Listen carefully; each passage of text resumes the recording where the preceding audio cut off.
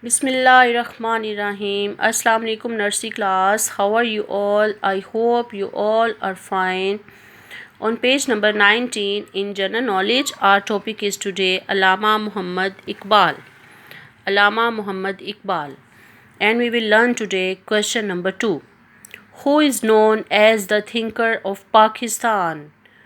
Who is known as the thinker of Pakistan? It's mean nursery class के मुफक्किर पाकिस्तान कौन है, किसको कहते हैं, कौन है जो मुफक्किर पाकिस्तान के नाम से जाने जाते हैं।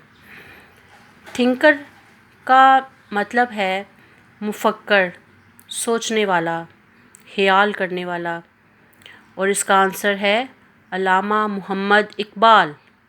अल्लामा मुहम्मद इकबाल।